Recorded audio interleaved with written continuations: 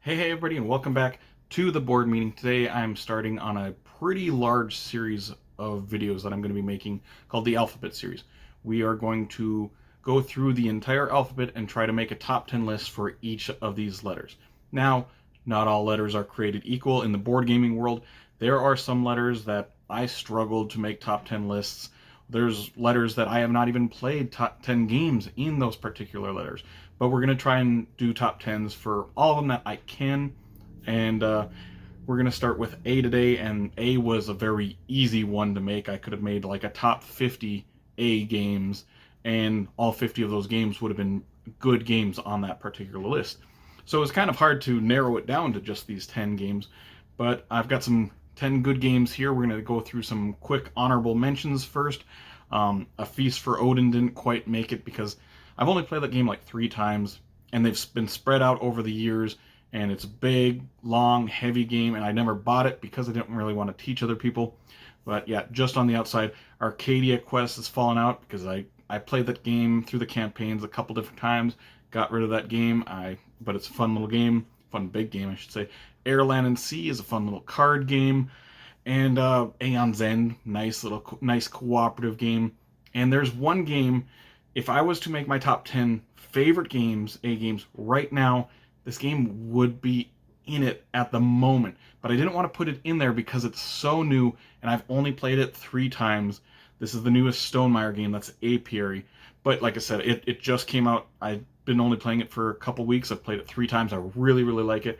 And I didn't really want like a recency bias to affect this list. So I kept it out, but if it stays where it's at, my opinions of it, the Apiary would definitely be in this top 10 list.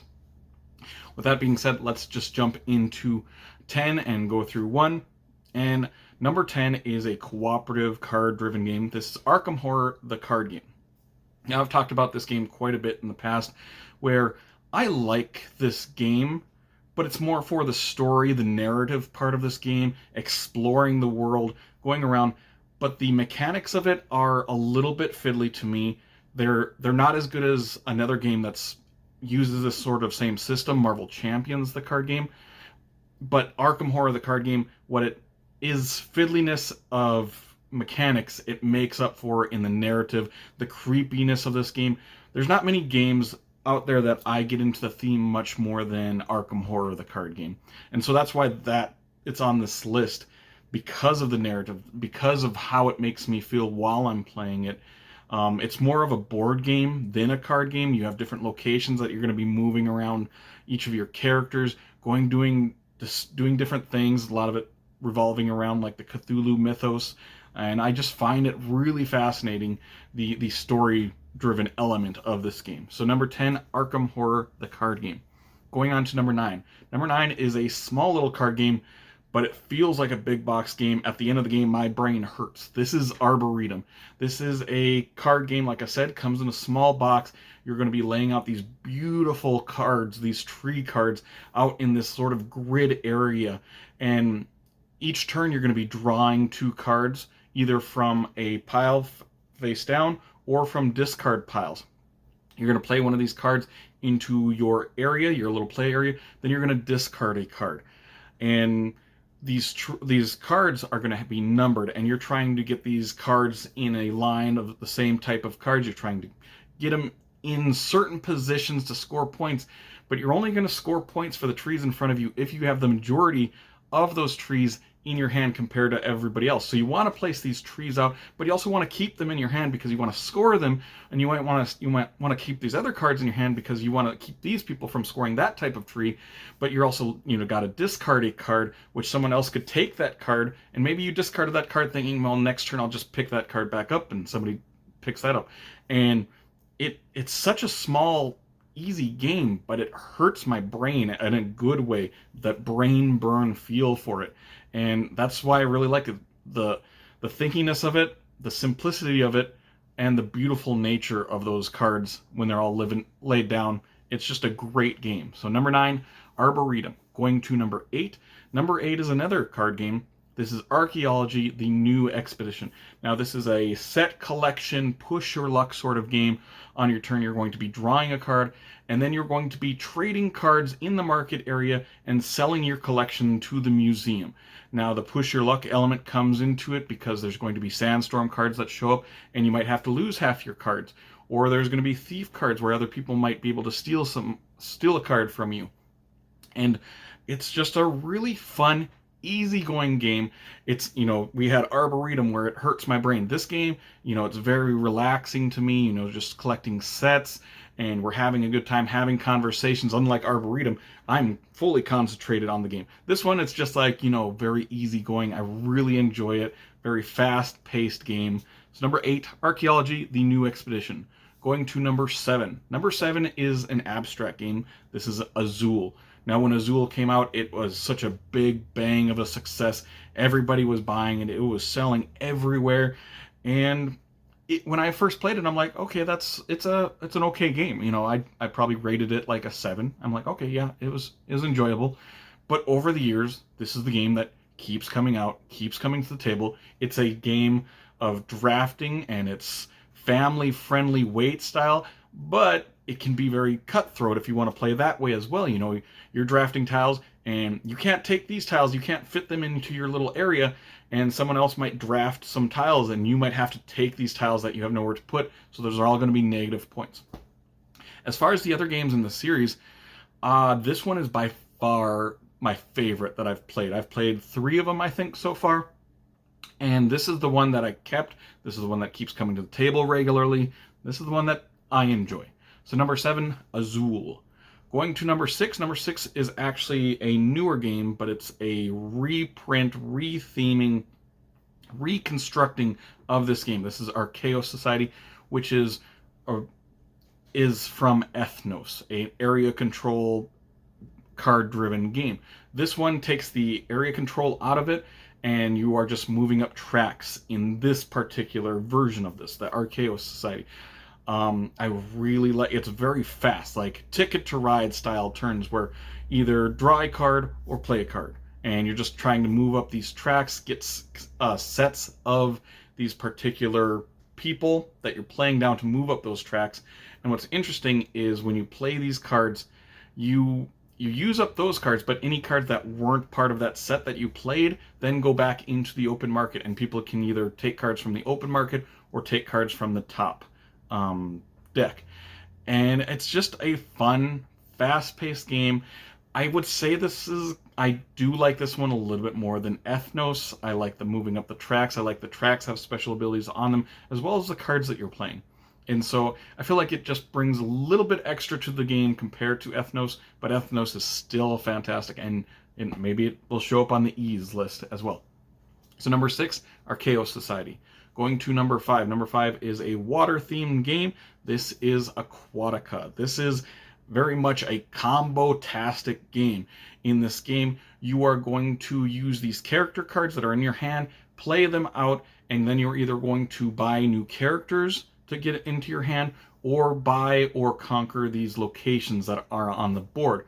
When you buy or conquer the locations, they go onto your player board, which are double-sided or double layered, and these locations have different little sets on them, and you are pushing these locations up using the little special abilities on them. Like if you can push this one up and get +2 conquering ability, and then you'll use this one for buying, and then you'll use this one to score different locations, because once you have the location pushed all the way up, used all of its resources per se, then you can score those ones. But you don't automatically score them if you push them all the way up. You have to use a different ability to score them. And so you're just comboing them, like pushing this one up to push this one up to push this one up. And it's a really fun game, very fast-paced game. It's always over sooner than I expect it to be. I mean, I play this game solo in like 20, 30 minutes. Multiplayer is like 30 to 45 minutes or so. Very fast game. It ends fast, but it's full of combo moves that I really enjoy. So number 5, Aquatica. Going to number 4. Number 4, oddly enough, is a nether water ocean themed game, and it's right here, Abyss. Abyss is a pretty popular game that is out there by Bruno Cathala. In this game, you are going to be gathering these trying to buy these Sea Lords with these little cards. And it's very much, you've got this push your luck element to it. You're going to be revealing these cards, and you can either, everybody else gets a chance to buy that card from you first, and if nobody buys that card, then you can take that card, and if you don't want it, then you can push it to the next one and reveal a new one. And it's very much one of those games that the more that you push your luck and reveal more of these, it's actually going to help other people more on their turn. They're going to have more options, because the ones that you don't, the cards that you don't take, then go down into these family areas, and you can, on your turn, you can just take a whole family of these cards and use them. They're usually not going to be as powerful as the other cards that you're getting from the top area. And then you're going to use those cards to buy Sea Lords. And the Sea Lords is how you're going to be getting points. They're going to be worth a ton of points. All of them going to give you special abilities. They're going to score points in different ways. And it's really, really fun, push your luck sort of game. Number 4, Abyss. And it looks beautiful. Some of the best card artwork out there. Like I said, 4 is Abyss. Going to number 3. Number 3 is a big cooperative game, dice rolling. This is Atlantis Rising, and you are working together, and you can play this game. I think it plays up to 7 people or something, and each person gets a specific character, and those characters have super powerful abilities on them. And it is a worker placement game where you're gathering resources, and the further out in the island, the further out towards the water you go onto these spots, the better the actions are. But Atlantis is sinking, and some of those spots, after you place them, they're going to be covered with water. They're going to be starting to sink, and if you're on a space that gets covered with water, you don't get to take that action. So you're trying to like guess where certain things are going to happen. You're like, I want to go here for that, but I'm just going to go inland a little bit further and take a worse action, but I'm pretty safe from drowning in that water.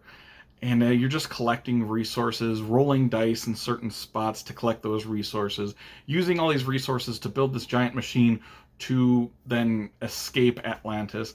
And I just have a really good time with it. The thing that really puts this one game up there for me is the special character abilities. They are really, really strong character abilities. I don't feel like there's a bad character in this game, because you're like, oh my gosh, you can do that on your turn, and you do something special, and everybody's like, oh, you can do that, that's great, that's awesome. They really help out a lot. So number 3, Atlantis Rising, 2nd edition. Going to number 2. Number 2 is a big, heavy Euro-style game. This is Ark Nova, a more recent title in this list here. This is a big game where you are in charge of this zoo. You're going to be building these shelters for these animals. Then you're also going to get these animals that need those particular shelters in your zoo. And so you're spending resources to get these shelters, putting different animals in there. All the animals have special abilities. They're going to be worth points. It's all about taking this animal, but you're getting combos. You're sort of building out this engine. It's very similar to, I would say, like a Terraforming Mars. They borrow a lot from Terraforming Mars, borrow it from Wingspan, but improve it a little bit in areas that I really enjoy. I really like this game as a solo game. As a multiplayer, I don't play it multiplayer as very much.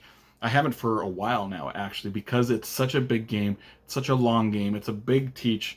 But I really enjoy the simplicity of the solo mode for Ark Nova, and that's how it's making it to my table more often than the multiplayer. So number 2 is Ark Nova. Going to number 1, my number 1A game. It also used to be my number 1 game for a year or two when this game first came out. This is Architects of the West Kingdom, the first game in the West Kingdom series of games by Garphill Games, Shem Phillips, and S.J. McDonald, who I absolutely adore those games.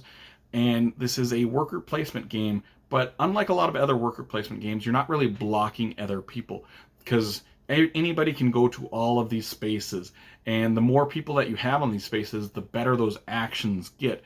And, you know, if you have one person, you go to the place that gets you wood resource, and you go out again, you're going to go get 2 wood resources because you have 2 workers there.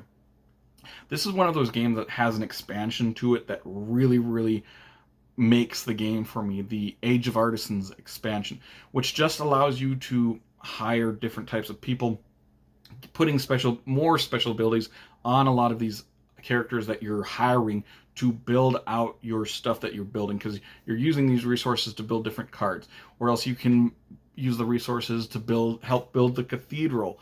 And it's a really fun, interesting game, especially when you add that Age of Artisans expansion into it, which really makes the game for me.